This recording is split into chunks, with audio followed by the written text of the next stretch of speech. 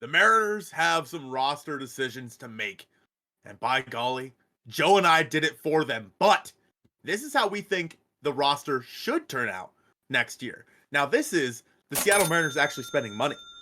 This is what we think should happen for this team to make the playoffs and win the World Series next year. So instead of giving them the, 150, 155 maybe budget that they need to be working on, 155 million, they're going up to 180 million, which would be the highest in the history of the Seattle Mariners, just so we're clear. But it would be directly in the middle of the projected payrolls for both the Rangers and the Astros next year. The Astros are like 202 or something like that. The Rangers were like 160 something. So the Mariners fall in the middle. They're at about 180-ish is what Joe and I try to keep it to, because we feel like they should be in the middle of those two teams in terms of payroll. We've gone over why that is before. But Joe, we need to talk about the guys that we are keeping on this team and the guys that we are not keeping on this team. I think the biggest thing we need to start with is arbitration, guys, because there's going to be a lot of moving parts here, Joe, and a lot of money could be saved through arbitration. Who are you non-tendering?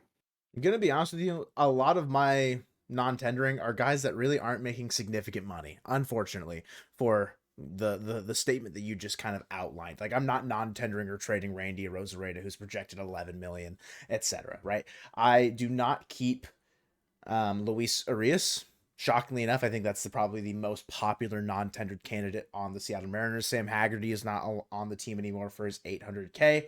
I do not keep Trent Thornton, and I do not keep Austin Voth, and I do not keep Gabe Spire. So those are the main ones that I can think of off the top of my head. And it's not that I'm non-tendering all of them, but they will not be on the team in 2025. See, I just straight up non-tendered all of them except for Trent Thornton. Mm-hmm. So Luis Urias, Austin Voth, Sam Haggerty, and Gabe Spire were all non-tendered. Hey, that saved me give or take like $8 to $9 million between those four guys. So for me, my payroll starts at about $143 million, which gave me about $37 million to play with going into 2025. And for how difficult this was to be able to spend that money, makes me kind of worried about this offseason. But we'll get into that later. Where do you want to start, Joe? Do you want to start with like free agent signings, trades? What do you want to do? See, during this whole process, you kind of were talking to me like I don't know what I'm doing, and I kind of just said to you pretty blankly, like, keep it simple, don't overthink it. My very much so don't overthink it signing for this offseason, my big one, is signing Anthony Santander for a 5-year contract worth $90 million. 18 million annual average. You can throw in a club option instead of like a 5th year, do a 4th year. I don't think he's going to get $100 million in this market, but if you can get him for around 18 million, I would be very, very okay with what Santander has done. And paying him 18 million a year over those 5 years is not going to be something that I think is unrealistic. I could see like a shorter deal going for a bit more money, like 3 years, like 62 million or something like that. But if you're going to give him 4 years with a club option or just 5 years straight up, or sorry, a player option, I think getting close to the $100 million mark, but not quite getting there, is what I envision for Anthony Santander. I personally will be shocked if he gets less than 20 a year. Really? Even at 5 years? Like, he's 30. Yes, he is 30, but like 44 home runs is kind of crazy. I get it that it's Camden, you know what I mean, and he's in a great lineup. I don't know. I mean, it'll be interesting to see what he does end up making in this free agent market. My big free agent signing, it was the obvious one, the one that we've talked about probably the most, and that's signing Christian Walker for 3 years, $54 million, $18 million AAV.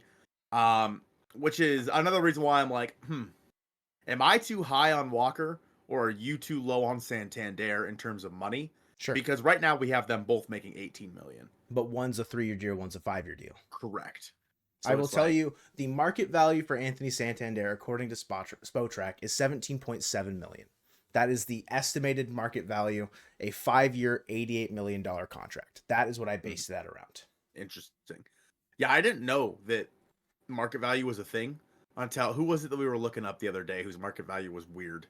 Gleyber Torres. Gleyber Torres, what was it, like 7 million? Yeah. Yeah, I was like, what the hell? I had no idea that was a real thing. I will tell you, Christian Walker is valued at 3 years, $66 million. So 22 million a year is what Spotrac has Christian Walker. I think that's high. I think $18 million is right on the money. Spotrac's high. Spotrac is high If for Christian Christian, Walker.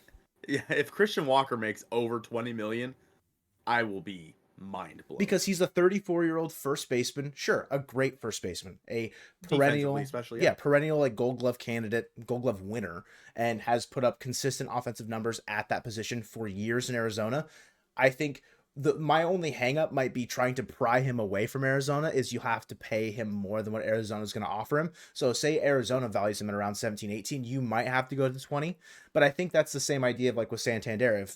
If the Orioles really want him back, they'll pay him the money that he deserves because that new ownership group sees what they have in front of them. Why break up that nucleus of a guy that, just like you said, hit 44 home runs?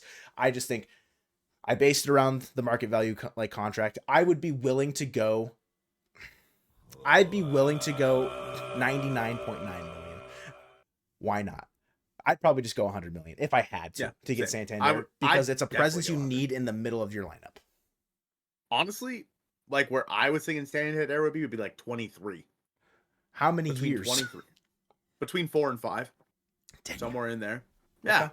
I think he's, I mean, I don't know, maybe I'm really high on Anthony Santander, but like in terms of bats that are going to be available in this market, there aren't many, especially if Bellinger doesn't opt out. Like, sure. I mean, obviously Soto, I think Soto goes back to the Yankees. It has to be clear. I don't think either of us have the Mariners signing Soto. Like, we think this is what the Mariners should do this offseason, but we're not going crazy. Yeah. All right. Okay, so let's move on to a trade here, Joe.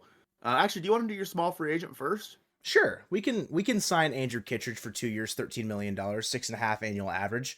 I think that's he's an aging veteran kind of reliever coming out of St. Louis. He's a Washington guy from Spokane. So I think he'll want to finish out his career in Seattle, a very pitchers friendly area. The Mariners, I think, can use some of their offseason spending that we think that they should spend.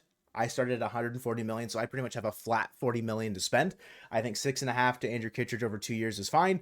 If you want to go 1 year and say do like 8 or 9 instead of 2 years for 6.5, I think that's right in line with what I would do for Kittredge if he only wants to pitch for another year. But again, similar market value. Like that's kind of where I took that signing as far as like what I think he would get. Could I see him getting a little bit more? Yes, but like not much. No, I respect that you went with like the smart people, like looking at market value and all that stuff. I just went on vibes. To try and like create a rhyme and a reason for signing guys or trading guys, like it's difficult when we don't know how the market has been set. Like this could completely blow up if guys are holding out again like last offseason, or some like Alex Bregman signs a 12-year, $400 million contract like fifth day of the free agency's like signing period. Everything just skews at that point. Like it will be interesting to see how the market is set. I just think that out of like taking a lens of trying to like look at it from a realistic standpoint, but also like what I think guys kind of deserve. Maybe I am low on Santander. Maybe he could get over 20 million, but I think that's where I would kind of have him at, is around 18 to 20. Mm-hmm. So as of right now, from where what we've just done, you have what about 24 have 16 or sorry, 24.5 million. I have about 19 million, I think, left to spend, if I'm doing my math right, of my left to spend. I was saying what I have spent. Oh, okay. So what is 16, right? Yeah. Okay. So yeah, you got about 16 million. I have about 19 million. My next trade is going to be one that I think that we've discussed quite a bit, and one that still does make quite a bit of sense. So I've already covered first base with Christian Walker, so we're good there. So I'm not going to go sign Justin Turner or any of those guys. I am trading Brock Rodden, Dominic Canzone, Logan Evans, and I was thinking about adding one more in there. I actually did at some point. I don't remember who it was now, but I deleted it. So I'm like, we're taking on the entire contract of Brandon Lowe and Pete Fairbanks. So that is about $15 million in payroll that you are taking on in that deal simply by taking on those two guys. And for the Rays, that means a lot. Like for the we're not talking about the Dodgers, like $50 million to them means nothing. For the Rays, that's a good chunk of change. And that's why I wasn't willing to give them too much in terms of prospect capital. So with Brock Rodden, I mean, a guy who could fill right into their infield next year at some point. Dominic Canzone, a guy they could put in their outfield if they wanted to immediately. And Mhm. Logan Evans, a guy that in that Rays pitching lab, who knows what he could become. Brandon Lowe fills in for you at second base, of course. We've talked about it before, and you guys have probably heard us talk about it quite a bit, especially in one of our latest episodes of the podcast. Hurt, a guy with lower back problems, but a guy that at second base is one of the best probably available players to the Seattle Mariners in 2025. And then Pete Fairbanks, a very good reliever, a guy who fills right in a setup role for Andres Munoz at the back end of your bullpen. Again, both guys bring you to about 15 million total spent in that deal, which leaves me with about, I want to say, what, 4-ish million to spend the rest of the way. So that is the first trade that I make. I think you might need to add in, I'd say, like some low end reliever as the Hunter cherry on Cranton. top. I like Cranton quite a bit. I get do where you're too. going. Like maybe like Jimmy Kingsbury or like Peyton Alford or someone along those lines. Like a guy that could pitch for them next year if they really needed to.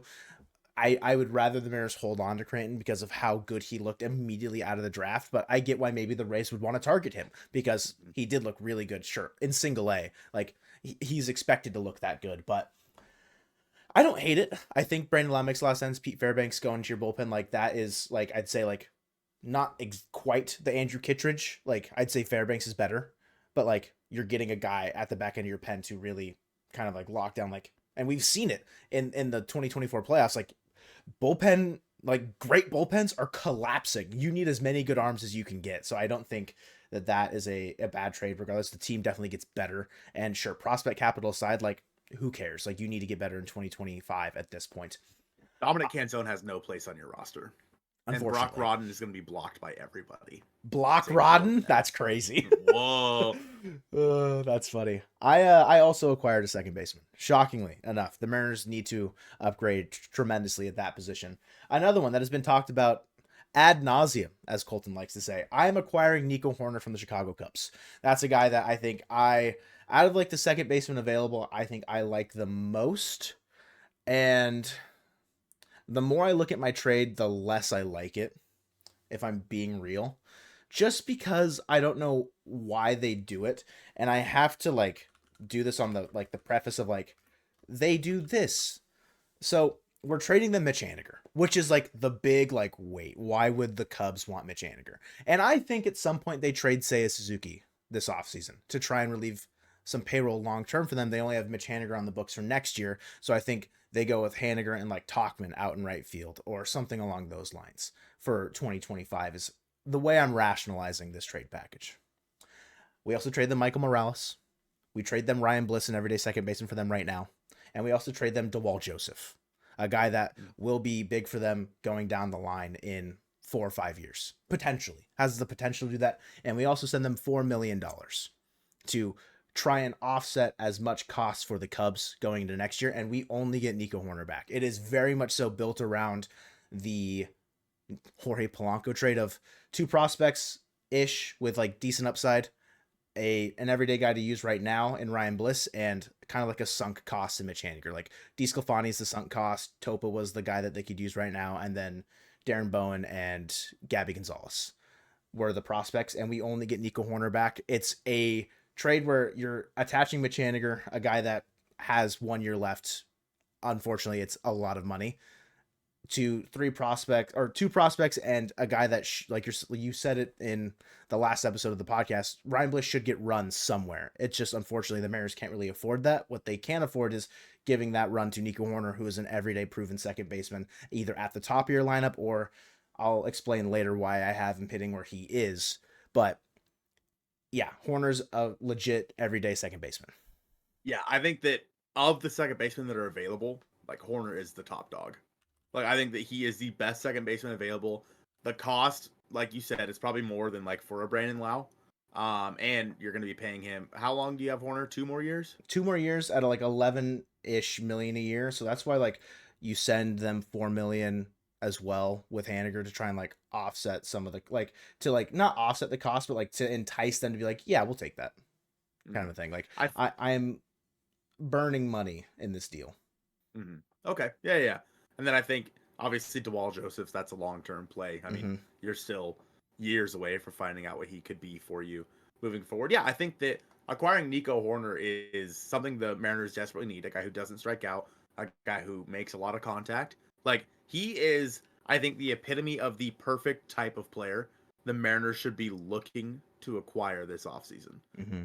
And if you're able to do it in a trade like this, especially where you're able to trade, Mitch Haniger's money, then you absolutely do it. And 'Cause Mitch that's Haniger's that's sunk the cost. yeah, that's the hardest part for like what I was trying to do is like, why would a team take Haniger's contract? It's like, if you can entice them with money and the prospect capital, sure. I honestly think I would be willing to go a little bit higher on the prospects if need be, but that's just kind of what I built out to begin with. Yeah, I tried desperately during this like whole thing because I needed to free up money. I really wanted to, because I had other moves I wanted to make during this, but I just couldn't based on the constraints we put on ourselves. Which, God, I can only imagine what it's like for the Mariners front office. Good Lord. So it's like it's interesting. It's a very interesting topic. I think that's a great trade. I think that going out and acquiring Nico Hoerner is something that I really did want to do, but after acquiring Brandon Lowe too, I'm like, I don't Yeah, know like if what's it the really point? fits. It's a pretty big one. Not like as it's just like a lot of like exchanging of players, but we're trading with the Giants.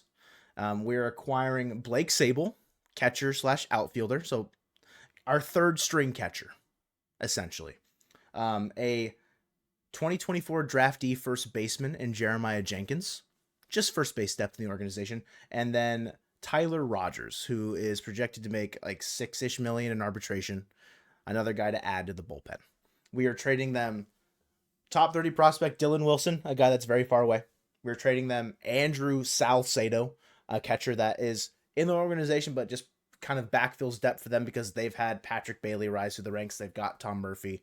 So I think they're probably okay with not having Blake Sable back on the team in 2025. They get Dominic Canzone.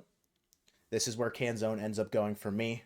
And then we're also sending them Emerson Hancock. So they have pitching depth, but like it's not super quality, and it gets hurt a decent amount. I think of like Keaton Wynn. I think of Hayden Birdsong. Like, they're not great. I think Emerson Hancock can compete there for a fifth spot, especially if Jordan Hicks does not stay in the rotation long term. We saw him get moved to the bullpen last year just because of an innings limit type situation, arm fatigue. I don't know if Hicks will stay in that rotation long term. I think Hancock is a fine number 5 to especially go pitch in another pitcher friendly ballpark like oh my god, Oracle.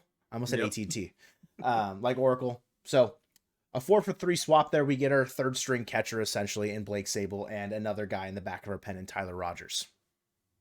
So break down for me just total package here. Dylan Wilson, Andrew Salcedo, Dominic Canzone, and Emerson Hancock for Blake Sable, Jeremiah Jenkins, and Tyler Rogers. Okay, interesting. Okay, so is Sable on your roster next year? Yes. Or he is on your 26 man? Correct. Interesting. Okay, and then Rogers in the back of the pen, obviously, and then the other guys down in minor leagues. Yeah, whatever, he's a 2024 Jenkins, draftee. Yeah. Yeah. And for the Mariners, they're giving up. Did they give up anyone off their major league roster? No. Unless 40, you count Hancock. 240 mans in Canzone and Hancock. Mm-hmm. Okay, interesting. Okay, yeah, it's a trade that doesn't have like a huge amount of impact, but it's one that is. It adds $6 million to the payroll. True. I mean, you add a guy to the back end of your pen along with Kittredge that you added as well. I think that it's one that makes a lot of sense because they're shoring up parts of their roster that they need to that aren't necessarily the big problem areas, like the infield and whatnot. But it's them going out and adding guys that make a lot of sense to add to the roster because of where they're at in terms of bullpen and in terms of your backup catcher being Mitch Garver. Yeah, and Sable can be an outfielder for you as well, but he is more so like the insurance policy behind the dish. Mm-hmm. Okay. No, I like that quite a bit. At first I thought you were trying to acquire Mike Yastrzemski. Like I thought that's where you were going with it, and I was like, okay, that's an interesting path to take here. But no, I like that quite a bit. My last trade is one again. So once you lit the light bulb in my brain of saying just like stop overthinking it, I was like, duh. So Mariners are trading Josh Rojas, Austin Voth, and Ty Pete for Alec Bohm straight up. Cool. Hey guys, post-production Colton here. Earlier in the video I said I was non-tendering Austin Voth. That's not true. I was actually trading him in this deal. One way or another, his money is off the books, so this really doesn't change anything, but yeah, I see you guys in the comments. Colton, you already traded Austin Voth. Yeah, it's my bad. I'm kind of dumb. Bye now. So in this deal, you take on $1.7 million because the contracts of Rojas and Voth offset a little bit compared to what Alec Bohm is making. So I Bleav I ended up at about 176 to 177 million. So I did still have a couple million to play with there, and in the end, I just couldn't find something I liked in an attempt to use that couple of $1 million. But I mean, Alec Bohm, a guy we've talked about quite a bit.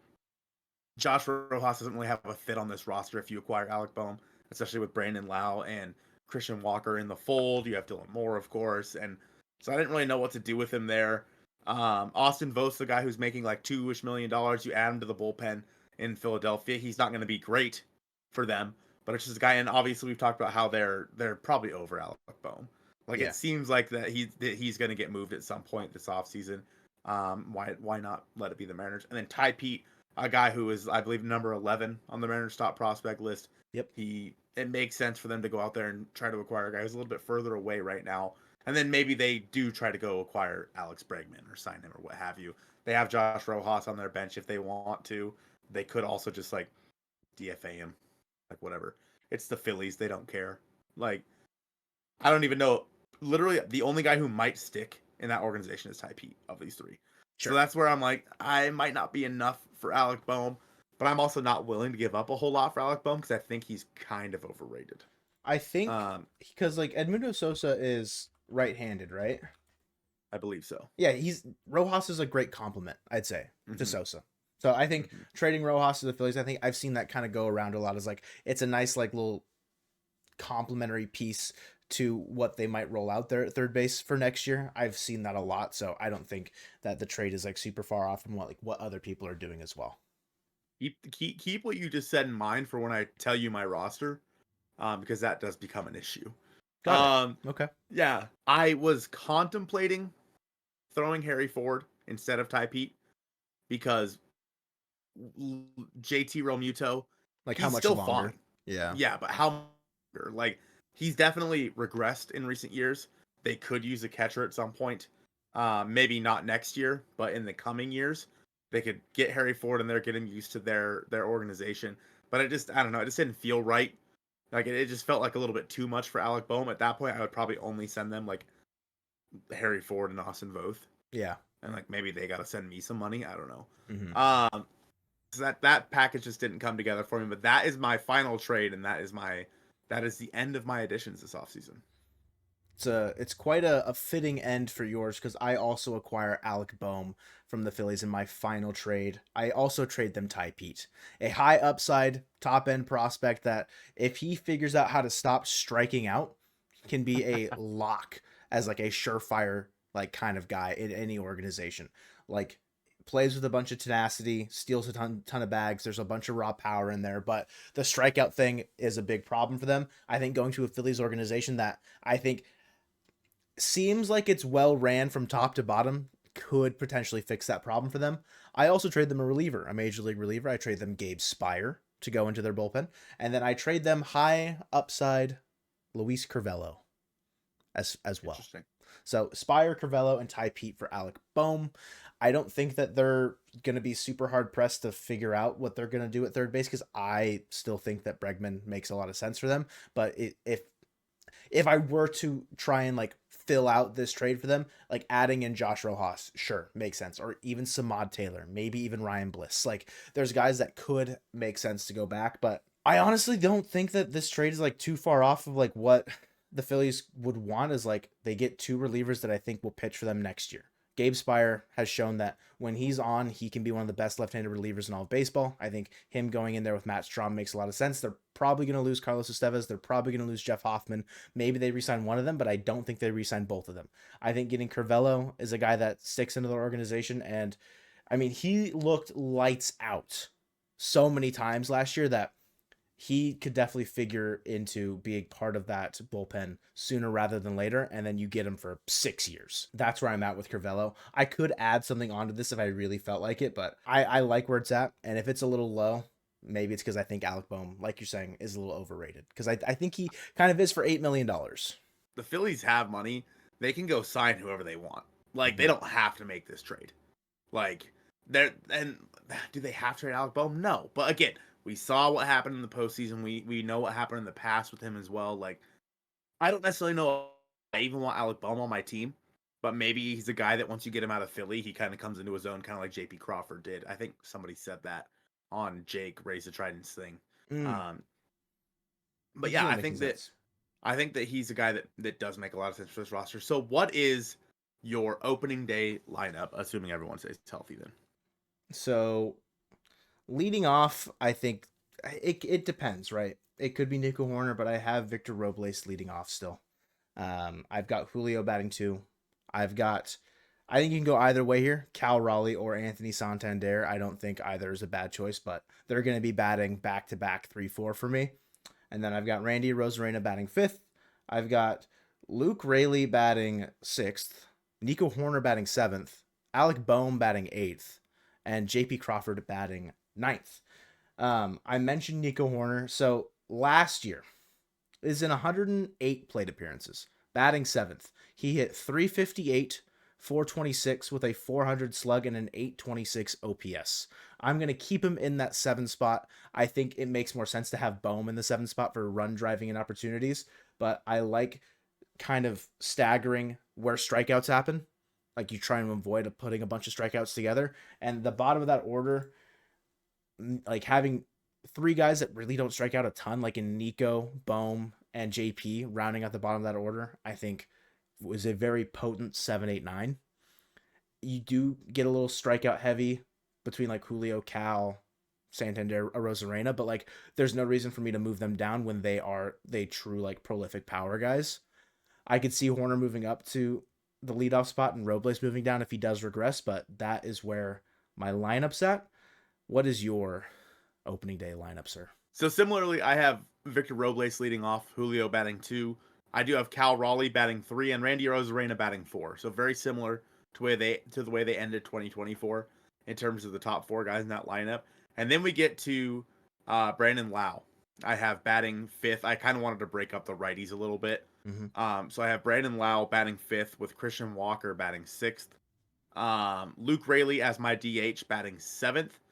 Alec Bohm at third base batting 8th as well, similar to what you had. And then again, JP Crawford at shortstop. The I really did try to break up the righty, so I would probably in a normal circumstance not do it this way.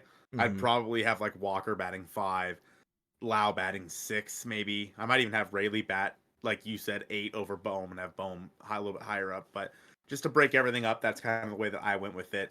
I think that it brings it brings a very good balance to the team. I mean, this team, the offense is 10 times better than it was in 2024 for both of us, in Mm-hmm. my opinion. My bench, you still have Mitch Garver on the roster. Dylan Moore is your utility guy. Mitch Haniger is still on my roster. And then I have Ryan Bliss as well. One thing you can notice there, all 4 of them are right-handed. Yeah. Um, there are a lot of righties on this team. And when we were talking earlier about Josh Rojas and Edmundo Sosa, I would obviously rather have Josh Rojas on this team probably than Dylan Moore. Mm-hmm. Um, but just for the handedness. But yeah, so very right-handed heavy. I would like to add a lefty in there, but from the team that I constructed, I didn't have that option. So that's where I'm at with my starting guys. Yeah, my bench is Garver, Blake Sable, Dylan Moore, Josh Rojas. I think if the like the catch 22 for trying to construct an off-season plan is how do you alleviate payroll flexibility of like how do you get Mitch Garver or how do you get Mitch Haniger off the team, and whether or not my trade for Nico Hoerner is even feasible. This is all just like what if like funny ha-has, like getting one of those guys off your team so you're literally not sunk cost almost $30 million on your bench is like it was a priority for me to try and get one of them off the team to allow a little bit more bench flexibility. I don't think having Ryan Bliss on your bench is like a bad thing for anybody that's like constructing offseason plans. I think he probably will be over Dom Canzone if they're both within the organization. Honestly, I think Bliss over Canzone makes a lot of sense. Tell me about your bullpen. Where's your bullpen sitting at? Yeah, we really don't need to talk about the rotation. We already know Oh, it's who's set. in the rotation. We didn't Yeah, trade anybody. It's set. Yeah, Castillo, Gilbert, Kirby, Miller, Wu. Like Mm-hmm. the starting 5, same guys return. My bullpen, Uh, you obviously have Andres Munoz. It comes back as your closer. Pete Fairbanks as your setup guy at the back end there, along with Gregory Santos. Colin Snyder does return as well. JT Chargois returns.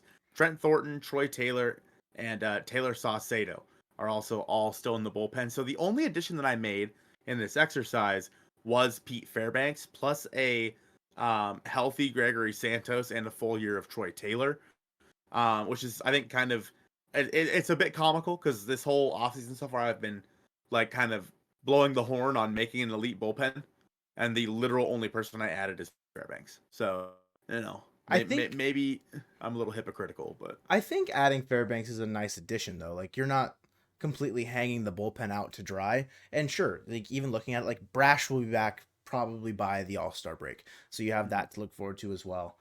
My bullpen is Munoz, Santos, Rogers, Kittredge. I do bring back Colin Snyder. I do bring back Troy Taylor. I do bring back JT Chargois. And then Taylor Saucedo is the lefty in there. I don't know like who you'd prefer between him and Spire, but I traded Spire, so it's like, what can you do? If I do think truly that Brent Suter was available, I would have signed Brent Suter instead of Andrew Kittredge, maybe. Even if it's less money, even if it's not as good guy, I'd say I would have signed him, but I really don't think that the Reds will not pick him up next year because Francona is going to want a big clubhouse leader type persona, and Suter is a hometown guy in Cincinnati. Like, I think he's a perfect fit to stay there, unfortunately for me and my dreams, but that's where my bullpen's at. Overall, my pitching staff is making $59 million.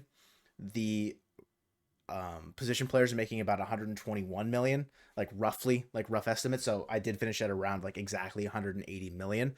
So I think both teams would definitely be competing for a AL West like title.